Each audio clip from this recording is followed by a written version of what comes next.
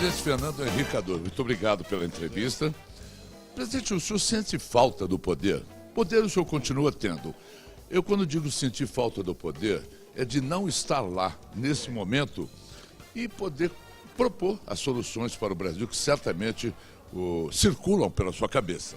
Veja, eu não tenho poder, eu tenho talvez influência, que é diferente de poder. Poder é quem pode assinar e as coisas acontecem.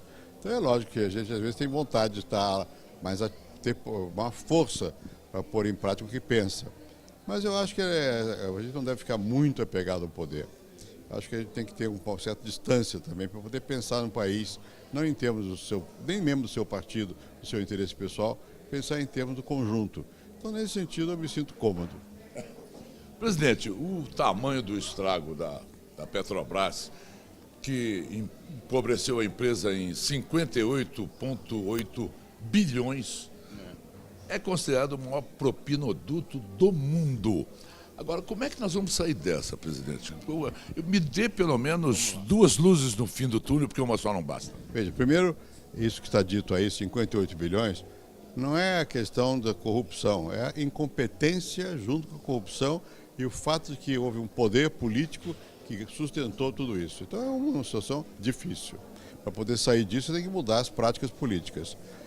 Diante da pressão da sociedade, estão mudando os técnicos, estão assumindo mais responsabilidade lá. Mas a Petrobras tem uma dívida enorme.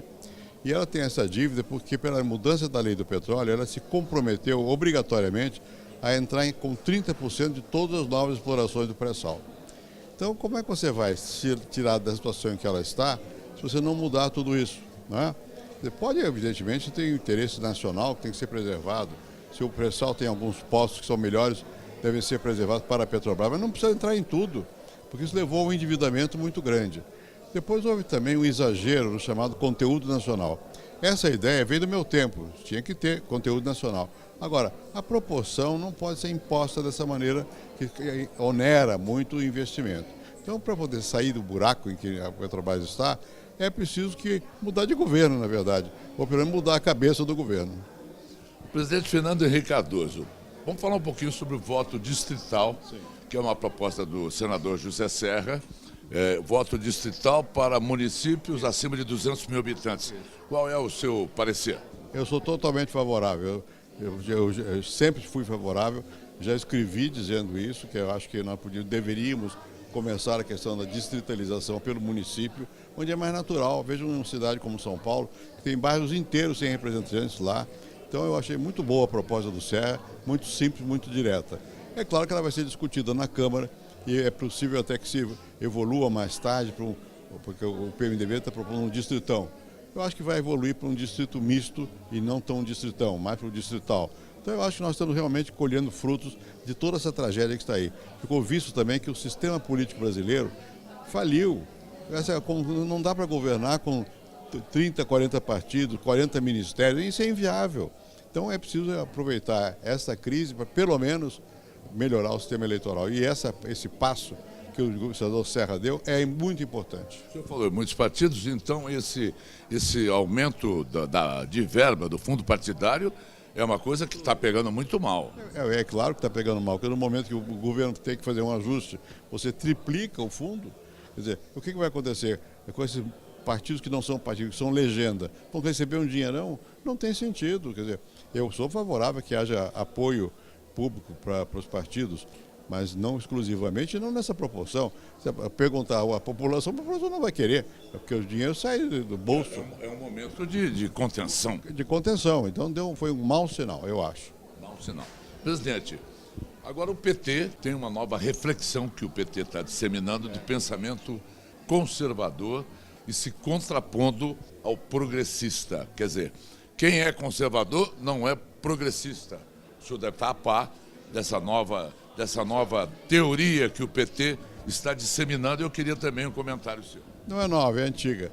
Quando o PT se sente mal, ele logo inventa o adversário. Hoje é o povo brasileiro todo, porque o povo está na rua e diz, não, é elite. Que elite? Eles fazem parte da elite e se juntaram a um pedaço da elite podre, que foi para a questão de corrupção. Não vem com essa conversa fiada. Né? Eu sou progressista, sempre fui, continuo sendo, não vou aceitar que quem é contra o PT é conservador. Que é isso? Eu acho que não. Eu acho que o PT, infelizmente, se perdeu no caminho. Era um partido importante que mobilizou muitas forças jovens no Brasil, mas ele se desmoralizou. Então agora quer voltar a ter alguma vez na história acusando os outros irresponsavelmente, né? O problema do Brasil não é o conservadorismo, é outro, é o atraso, que não é a mesma coisa de conservadorismo. Pessoas que estão atrasadas, e isso uma parte da esquerda é atrasada também, inclusive parte do PT. Isso é que tem que ficar mais claro para as pessoas saberem discernir e não ficar com rótulos antiquados, esquerda, direita. Tem sentido você dizer, eu sou progressista. Conservador seria de direita? Não necessariamente, bom, em tese sim, mas o que é direita hoje? Quando se fala de direita, parece que é alguma pessoa reacionária, que é contra a democracia. Isso aqui quase que não existe mais. Um outro grupo de aloprados, a volta dos militares, mas não é consistente, nem os militares querem, né? Não é mais consistente. Havia direita e esquerda, mais claramente, quando havia a Guerra Fria, Estados Unidos e União Soviética. Isso acabou. Então hoje é gente atrasada e gente progressista. E não necessariamente se chamam de esquerda, são progressistas. Às vezes são atrasados. E vale a mesma coisa para os de direita. Presidente, o senhor falou nos Estados Unidos, como é que o senhor avalia o governo do Barack Obama? E queria saber se o senhor acha Hillary Clinton uma boa candidata.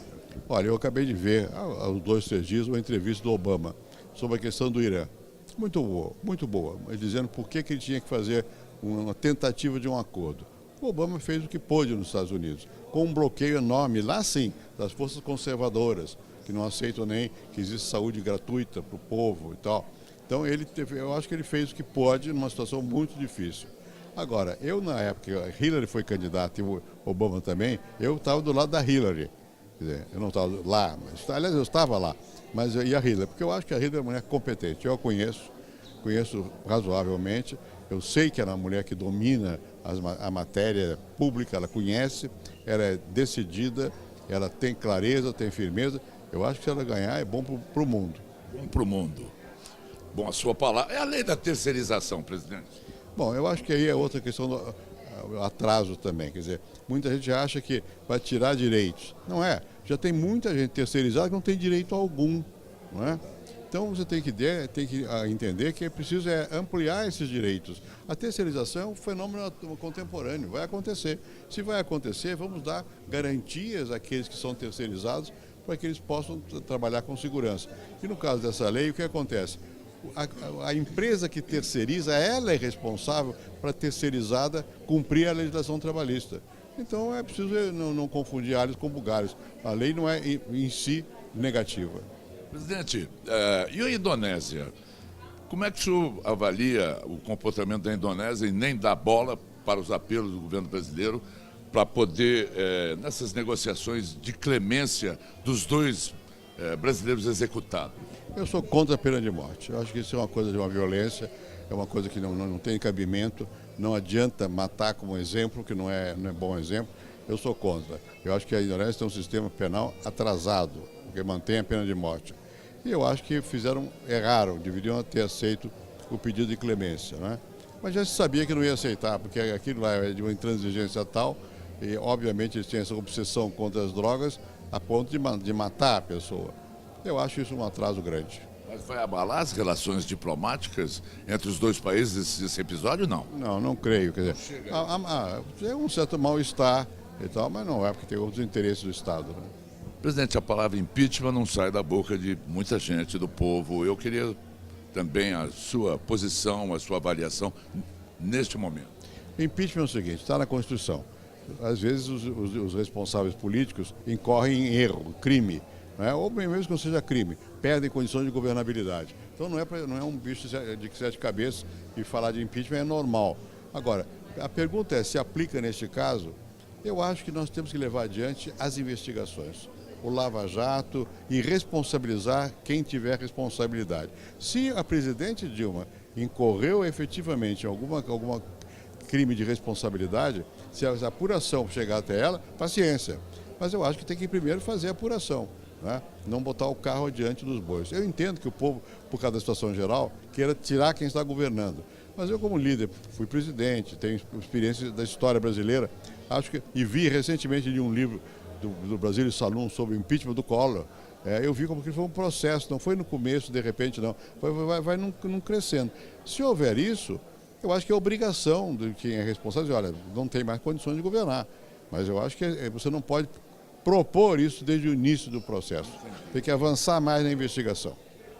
A Bolsa Escola foi uma criação sua. Foi a criação, na verdade, a Bolsa Escola é a criação do Banco Mundial. Chama-se processo de transferência de renda. O primeiro país que fez foi Honduras. No Brasil não se sabe. O PT era contra, porque veio do Banco Mundial e porque eles achavam que transferir renda era esmola. Depois, quando o projeto do PT, que era o projeto diferente, não, era Fome Zero, e que nunca existiu, eles pegaram a Bolsa Escola, juntaram as outras bolsas que nós tínhamos, ampliaram e fizeram a Bolsa Família. Está bem, fizeram, é uma coisa positiva, desde que você tenha como um mecanismo de, ao mesmo tempo, de melhorar a vida das pessoas. Você não pode querer que as pessoas vivem a vida inteira recebendo dinheiro do governo, né? Então, é uma ideia que hoje é generalizada. Vários países da América Latina usam esse procedimento e eles, num momento de aflição, ajudam, né? Mas é um momento de aflição. Tem que fortalecer o emprego, o mercado interno, a dignidade das pessoas e não favorecer pessoas com bolsa de cá, bolsa de lá e submetê-las politicamente. Qual país modelo, na sua opinião? São os nórdicos. Nórdicos. Suécia, Noruega, Dinamarca. É óbvio que eles são países de pouca população, mas eles deram um salto enorme. A Noruega era um país atrasadíssimo. Há poucos anos, assim, 50, 100 anos. Hoje está lá na vanguarda, porque melhorou a educação, porque tem decência da vida pública, né? Porque não faz basófia, porque leva a sério o trabalho. Enfim, os países nórdicos são digamos, o modelo. Agora, o Brasil não tem muitas situações semelhantes, porque muita gente, muita pobreza, mais dificuldades. Mas como modelo, eu acho que são os nórdicos. Vamos agora à nossa pergunta, a pergunta do João Dória Júnior, que é o nosso anfitrião e que promove essa justa homenagem em forma de um jantar ao presidente Fernando Henrique Cardoso. Pode falar, João. Boa noite, presidente. A pergunta é: qual a solução para a crise política no Brasil? Ô, João, você sabe, sempre foi muito difícil coordenar as forças políticas. Agora, nesse momento, é quase que um sistema nosso fracassou, faliu o sistema político. Então, nós vamos ter que reconstruir o sistema político. Sabe o que precisa? Liderança. O que o Brasil está precisando de gente que abra caminhos e que seja confiável. Quem sabe você entra na política para nos ajudar. Última pergunta, presidente. Qual foi a situação mais desconfortável de toda a sua vida pública? A mais desconfortável foi a crise cambial, as crises cambiais. As crises cambiais. Porque aí você vê que todo o trabalho que você fez durante anos pode ir para o espaço de repente.